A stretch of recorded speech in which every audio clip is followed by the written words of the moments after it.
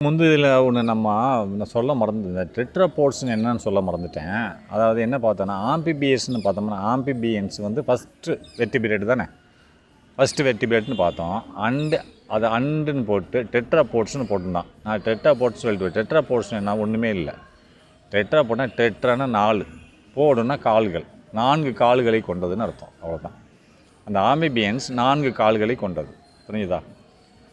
First vertebrate நம்ம வந்து வகைப்பாடு செய்ததில் ஃபஸ்ட்டு வெர்டிபிரேட் ஆம்பிபியன்ஸ் தான். அது அண்டு டெட்ராபோட்ஸ்னு சொன்னோம். டெட்ராபோட்னது டெட்ரானா 4, போடுனா கால்கள், 4 கால்களை கொண்டது. புரிஞ்சுதா? அவ்வளோதான். சரி, நெக்ஸ்ட் வாங்க.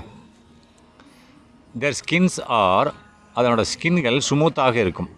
தேர் ஸ்கின் இஸ் ஸ்மூத் அல்லது ரஃப் ஆர் அல்லது ரஃப்னா கடினமாகவும் இருக்கும். அதனோட ஸ்கின் வந்து ஒன்று ஸ்மூத்தாக இருக்கலாம் அல்லது கடினமாக இருக்கலாம். அடுத்து மாய்ஸ்ட்னா ஈரப்பதமாக இருக்கும். ரைட்டா?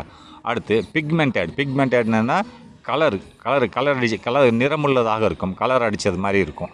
அண்டு கிராண்டுலர்னா சுரப்பிகள் நிறைந்ததாக இருக்கும். கிராண்டுலர்னா சுரப்பிகள் நிறைந்ததாக இருக்கும். ரைட்டா?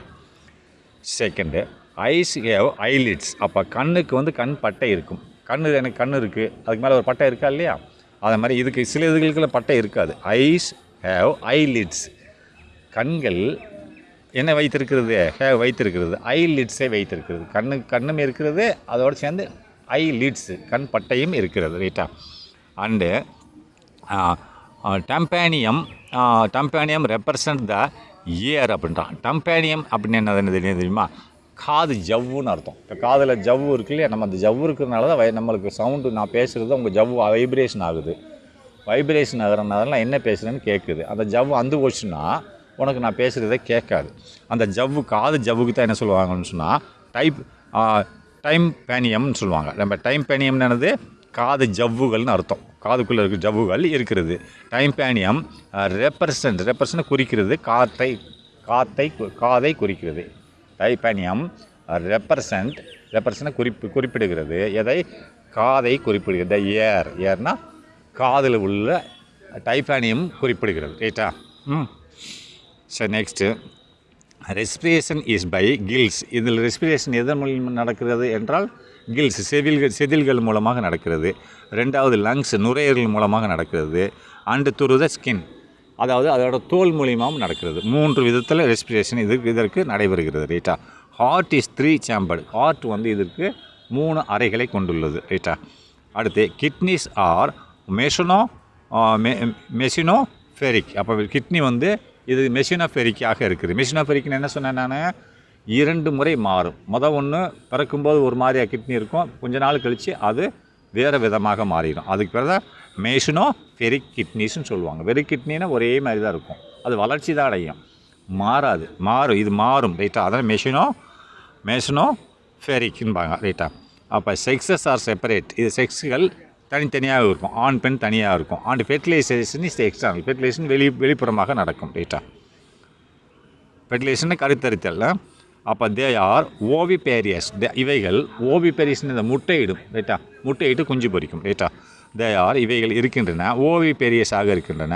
அண்டு டெவலப்மெண்ட் இன்டைரக்ட் டெவலப்மெண்ட்னா லார்வா தான். ரைட்டா?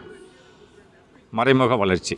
தே ஷோ ஹைபர்னேஷன் அண்டு அஸ்டிவேஷன் தான். அப்போது இவைகள் காண்பிக்கிறது, எதை காண்பிக்கிறது? ஹைபர்வேஷனா குளிர்கால தூக்கம், குளிர்காலத்தில் தூங்குறதையும். அண்டு அஸ்டர்வேஷன்னா வெயில் காலத்தில் தூங்குறதையும் குறிக்கிறது. அப்படின்னா அர்த்தம் என்ன? அதாவது ஹைபர்மேஷன் சொன்னால் குளிர்காலத்தில் தூங்குறது. நெக்ஸ்ட்டு என்ன சொல்கிறான்?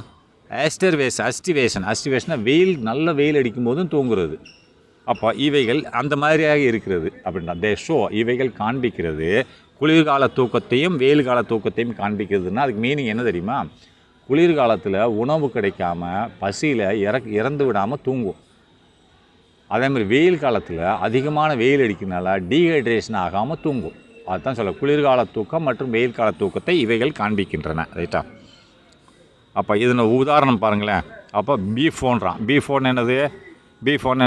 தேரை. பீஃபோன்னா தேரை. ரைட்டா? அடுத்து நெக்ஸ்ட்டு ராணானா என்னது தவளை, என்னது தவளை. அப்போது ஹைலானா மரத்தவளை, மரத்தில் இருக்கக்கூடிய தவளைகள், ரைட்டா.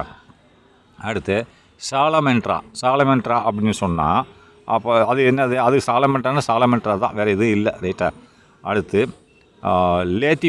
லெத்திஃபேயஸ்ன்னு சொன்னால் அதுக்கு என்ன சொல்லியிருக்கான்னு சொன்னால் அதுவும் கால் இல்லாத நீர்நிலை விலங்குகள், ஒரு விலங்குகள்னு சொல்கிறான். இதுதான் உதாரணங்கள், இதை பார்த்துக்கோங்க.